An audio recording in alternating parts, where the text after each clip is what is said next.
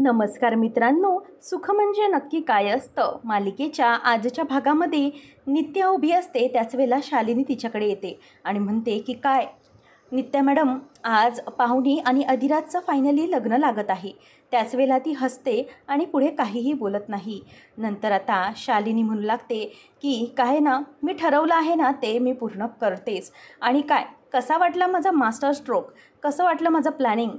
तुला वाटलं असेल की लग्न हे अधिराजच्याच घरी बोलल्यावर तुला काही करता येईल, म्हणूनच मग मी हा मास्टर स्ट्रोक खेळली आणि बघ इथे रेस्ट हाऊसमध्ये लग्नाची सर्व तयारी केली, तेही एका दिवसात. बघ माझी प्लॅनिंग कशी असते ती. कधीही तू माझ्या प्लॅनिंगला चॅलेंज करू शकत नाहीस, कारण मी काहीही करून माझ्या मनासारखं करून घेतेच. त्याच वेळेला नित्या म्हणते की काय ना, तुम्ही किती वेळा प्लॅनिंग केला, किती वेळा तरी प्लॅनिंग केलं, पण तुम्ही नेहमी तोंडावरच पडत आला आहात. आता त्याच वेळेला शालिनीला मागचं सगळं आठवतं. ज्या वेळेला गौरीचं लग्न हे अनिलबरोबर लावण्यात येत होतं, तेव्हा जयदीप येतो आणि जयदीप त्यावेळेला सगळ्यांसमोर अनिलचा पर्दाफाश करतो आणि अनिलची बायको सगळ्यांसमोर आणून शालिनीला आणि अनिलला तोंडावर कशाप्रकारे भरमांडवात पाडतो हे सगळं तिला आठवतं. आणि हे आठवल्यावर ती चकित होते आणि बघते आणि विचार करते की हे सगळं या गौरीला म्हणजेच या नित्याला कसं काय माहिती. हे तर फक्त गौरीलाच माहीत होतं. तेव्हा नित्या म्हणते की काय झालं, झालात ना हैराण. तेव्हा शालिनी म्हणते की हे सगळं तुला असं बोलण्याचं कारण काय, म्हणजे कितीतरी वेळा प्लॅनिंग फसलं म्हणजे तुला नेमकं काय म्हणायचं आहे. ती म्हणते की म्हणजे मला आत्ताही प्लॅनिंग तुमचं फसणारच आहे असं मला म्हणायचं आहे. त्याच वेळेला आता ती म्हणते की तुमचं मास्टर स्ट्रोक किंवा काही जे काही आहेत ना ते तुमच्याकडेच ठेवा, आता ते बघा पुढे काय घडतं ते. शालिनी तिथून गपचूप निघून जाते आणि त्याच वेळेला नित्या विचार करते की काही करून मला यांचं प्लॅनिंग हाणून पाडलंच पाहिजे. तेवढ्यात लवलीचा फोन येतो. लवली म्हणतो की नित्या मॅडम, सगळी तयारी चालू आहे ना.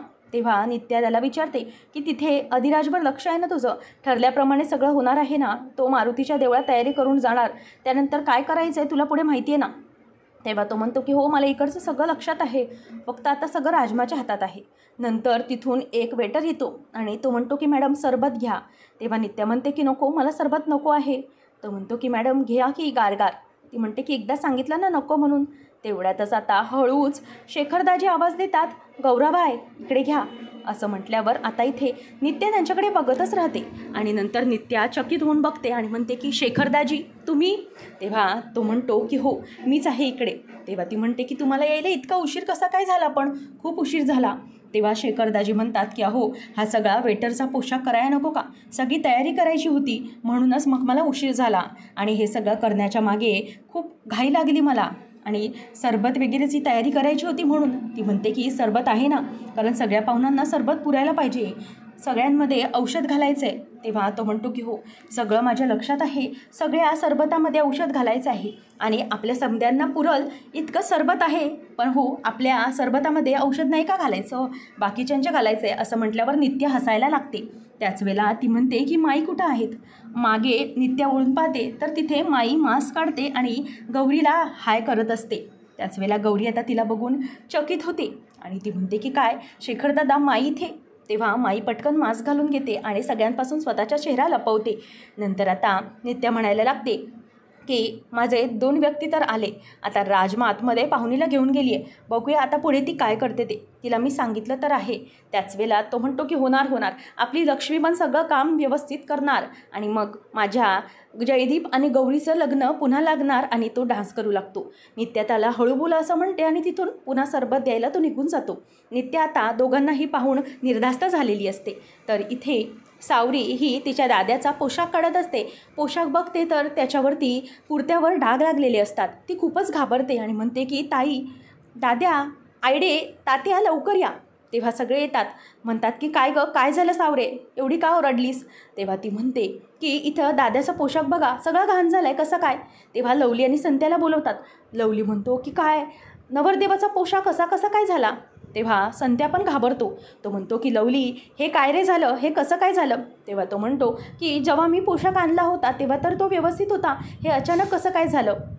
तेव्हा लवलीला फ्लॅशबॅकमध्ये आठवतं की तो नवरदेवाचा पोशाख घेऊन येतो आणि सगळ्या गावाला सांगत असतो की नवरदेवाचा पोशाख आणणं म्हणजे स्वतःचं पण लवकर लग्न लागणं असंच असतं. म्हणून तो आता पोशाख आणतो आणि त्या पोशाखावर काहीतरी पावडरचे डाग टाकतो जेणेकरून तो पोशाख खराब व्हावा आणि पुन्हा तो कपाटात ठेवून देतो आणि म्हणतो की नवरदेवाचा पोशाख घाण करणं म्हणजे पण लग्न नवीनच लागते. चला राजदा नित्यात बहिणीचं लग्न होणार असं म्हणून तो पळत जातो. तात्या म्हणतात की आता काय करायचं काय, ऐन वक्ताला नवरदेवाचा पोशाख खराब होणं. तेव्हा विमल म्हणते की अरे आता काय करायचं, ती पाहुणी छान नटून सजून तयार असणार आणि आपला राज असा. तेव्हा लवली म्हणतो की काय नाही, मी आणतो नवीन पोशाख.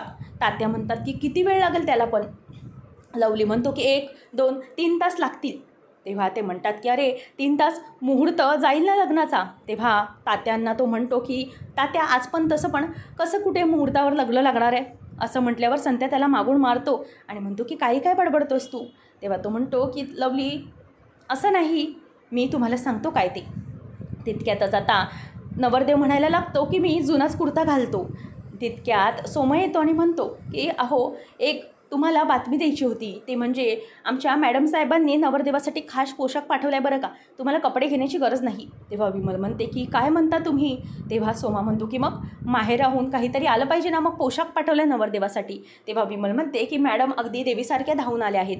राजमा ही पाहुणीला घेऊन आतमध्ये येते आणि म्हणते की तू इथं बस, आता मी तुझा छानपैकी मेकअप करून देते. तेव्हा पाहुणी म्हणते की नक्की तुला मेकअप करता येतो ना, की तू उगाचच आपलं असं म्हणालीस आणि तू तर अशी दिसभर घरातच बसून राहतेस, मग मेकअप कशी काय शिकलीस गं. तेव्हा ती म्हणते की हे काय मोबाईल, याच्यामधूनच मी सगळा मेकअप वगैरे करायला शिकली आहे. पाहुणी म्हणते की हुशार आहेस मग तशी तू. मग ती म्हणते की थांब मी चेहऱ्यावर पाणी मारून येते आणि फ्रेश होते. तितक्यातच आता राजमा ही अत्तराची बाटली काढते आणि त्याच्याकडे बघू लागते आणि नंतर तिला गौरीचं म्हणजेच नित्याचं बोलणं आठवू लागतं. तिला नित्याने सांगितलेलं असतं की हे बघ, ही अत्तराची बाटली आहे आणि ह्या बाटलीतलं अत्तर हे तिला म्हणजेच पाहुणीला द्यायचं आहे आणि हे सगळं व्यवस्थित करावं लागेल जेणेकरून ती बेशुद्ध पडली पाहिजे. तेव्हा आता लगेच पुढे राजमा म्हणते की आई पण हे कधी देऊ, मेकअप झाल्यावरच का. तेव्हा गौरी म्हणते की नाही, हे सगळं तू स्वतःच्या मनाने नाही द्यायचंस, हे जेव्हा मी तुला सांगेन ना तेव्हाच द्यायचं आणि हो परफेक्ट टायमिंग असायला हवं, नाहीतर खूप प्रॉब्लेम होईल. आता पाहुणे हातपाय धुवून येतो, फ्रेश होते आणि म्हणते की चल राजमा मी बसते मेकअपसाठी.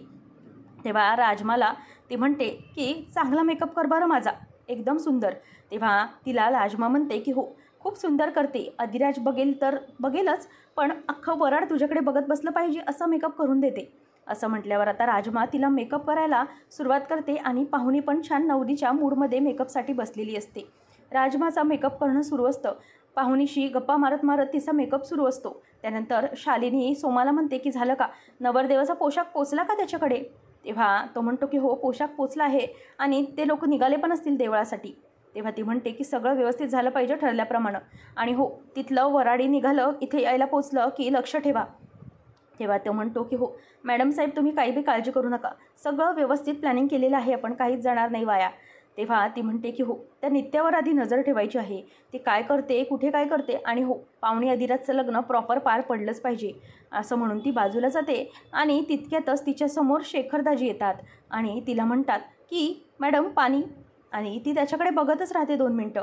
तितक्यात शेखरदाजी पटकन बाजूला निघून जातात आणि इथे लवलीला नित्या फोन करतो आणि म्हणतो की मॅडम मी माझ्या पूर्णपणे तयारीत आहे, लक्ष्मी आहे ना तयारीत. तेव्हा ती म्हणते की हो लक्ष्मी आता पाहुणीला मेकअप करायला घेऊन गेले आणि राज आता मारुतीच्या दर्शनाला निघाला असेल ना. तेव्हा तो म्हणतो की हो निघाला आहे, आम्ही पोशाखाचा प्रॉब्लेम केलेला पण त्या शालिनी मॅडमने पुन्हा पोशाख पाठवला. तर ती म्हणते की काही नाही, आपलं दुसरं प्लॅनिंग चालू ठेव. तर इथं माई सरबत ढवळत बसलेली असते. तेवढ्यात तिथे सोमा येतो आणि म्हणतो की तुम्हाला मी कुठंतरी पाहिल्यासारखं वाटतंय. तेव्हा ती म्हणते की अहो कुठं पाहिलं असेल, असते की मी अशीच कामाला इथं तिथं कॅटरिंगमध्ये, तेव्हाच पाहिलं असेल तुम्ही. तेव्हा सोमनाथ म्हणतो की हो हो असेल बहुतेक कुठेतरी असंच पाहिलं असेल. बरं हे काय करताय तुम्ही. ती म्हणते की हे काय सरबत करायली आहे. तेव्हा तो म्हणतो की सरबत. तेव्हा स्वतःची तो सगळी लिस्ट काढतो आणि त्याच्यात वाचून बघतो आणि म्हणतो की याच्यात तर सरबत नाही लिहिलं आहे, मग कसं काय. तितक्यात तिथे शेखरदाजी येतात आणि म्हणतात की तुमच्या मॅडमने कोल्ड्रिंक सांगितलेलं, पण कसं आहे आमच्या मॅडम म्हणाल्या की सरबत छान लागते म्हणून. मग तो म्हणाला की दे सरबत दे. तेव्हा सरबत पिऊन तो म्हणतो की वा वा भारीच टेस्ट आहे, एकदम एकदम झकास. बरं आणखी एक ग्लास होता की. तेव्हा शेखरदाजी म्हणतात की दिला असता हो साहेब, पण काय आहे ना, संपूर्ण वराडीला पुरलं पाहिजे ना म्हणून. तेव्हा सोमनाथ म्हणतो की बरोबर बरोबर, बस झाला मला, बाकी वराड्यांना द्या, असं म्हणून तो निघून जातो. तेव्हा शेखरदाजी माईकडे बसतात आणि म्हणतात की माई शांत व्हा, मोठी बॅग तळून गेली म्हणायची. तेव्हा ती म्हणते की हो ना, किती प्रश्न विचारायला लागला होता मला, आता मलाच टेन्शन आलेलं, हा काय बिलतोय की काय. तेव्हा नंतर शेखरदाजी म्हणतात की माई तुम्ही अजिबात काळजी करू नका, सगळं काही व्यवस्थित होईल. तेव्हा मग आता शेखरदाजी म्हणायला लागतात की मला आता काळजी वाटते ते म्हणजे लक्ष्मीची, लक्ष्मी समजा व्यवस्थित पार पाडेल नवं. तेव्हा ती म्हणते की हो, लक्ष्मीने सगळं व्यवस्थित पार पाडलंच पाहिजे, नाहीतर खूप गोंधळ होईल. त्या पाहुणीला तिला बेशुद्ध करायचं आहे म्हटल्यावर तिच्याकडे मोठं कॉन्ट्रॅक्ट आहे.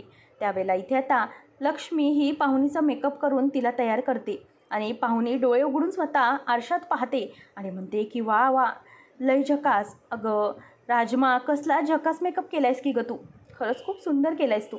नाही म्हणजे मी मगाशी तुला म्हणाले की मेकअप माझा नीट कर, उगाच तुला नावं ठेवली, पण नाही गं, तू तर खूपच सुंदर मेकअप केलेला आहेस माझा, असं म्हणून ती आरशात बघायला लागते. आणि नंतर म्हणते की तुला माहिती आहे का राजमा, या सगळ्याचं जास्त श्रेय कशाला जातं, ते माझ्या या सुंदर रूपाला जातं. माझं हे रूप सुंदर आहे म्हणून तुझा मेकअपही सुंदर दिसतोय ना. तेव्हा राजमा म्हणते की हो हो, अगदी बरोबर आहे तुझं, आणि तुझं रूप सुंदर आहे म्हणून तुझा मेकअपही सुंदर दिसतोय. आणि त्यावेळेला पाहुणी ही स्वतःलाच मुरडत आरशात बघत असते. तेव्हा राजमा म्हणते की एकच मिनिट हा, मी आले जरा जाऊन, असं म्हणून ती बाजूला जाते आणि पाहुणी मात्र स्वतःचं रूप न्हाळण्यातच बिझी राहिलेली असते. आता बाजूला जाऊन राजमा ही नित्याला फोन लावते. नित्या राजमाचा फोन पाहते तेव्हा बाहेर पटापट मंडपाच्या इथून धावत बाहेर येते आणि फोन उचलून म्हणते की काय झालं आहे.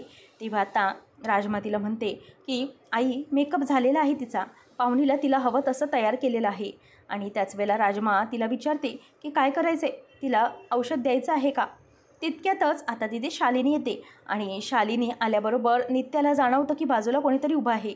ती बघते तर बाजूला शालिनी असते. मुद्दामच ती टोन बदलून म्हणते की नाही, अजिबात चालणार नाही मला हे, JCB आला नाही म्हणजे काय, या कामामध्ये प्रोजेक्टचा मला अजिबात हयगाई चालणार नाही. तेव्हा समोरून लक्ष्मी म्हणते की काय बोलतेस आई, मला कळत नाही आहे. तेव्हा ती म्हणते की माझ्या बाजूला शालिनी आहेत, शालिनी मॅडम आहेत, त्यांना देऊ का फोन.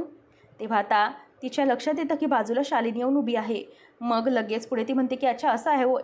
तेव्हा लगेच नित्या म्हणते की हो असंच आहे, कामात काही हयगय चालणार नाही, ठेवा फोन, असं म्हणून ती फोन ठेवून देते. आता नित्या शालिनीला संशय येऊ नये म्हणते की साईटवरनं फोन होता आणि विषय टाळते. पुढच्या भागामध्ये आपल्याला पाहायला मिळतं की इथे पाहुणी ही मंडपापर्यंत पोचलेली असते. माई म्हणते की आता काय करायचं.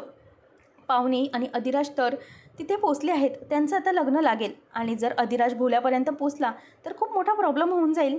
त्याच वेळेला अधिराज हातात तयार झालेला असतो. समोर जोगतीने त्याने म्हणते की पोरा जा, तुला तुझ्या लग्नाला जायचं आहे. शालिनी ही अधिराजचं स्वागत करते. दोघंजणही मंडपामध्ये उभे राहिलेले असतात.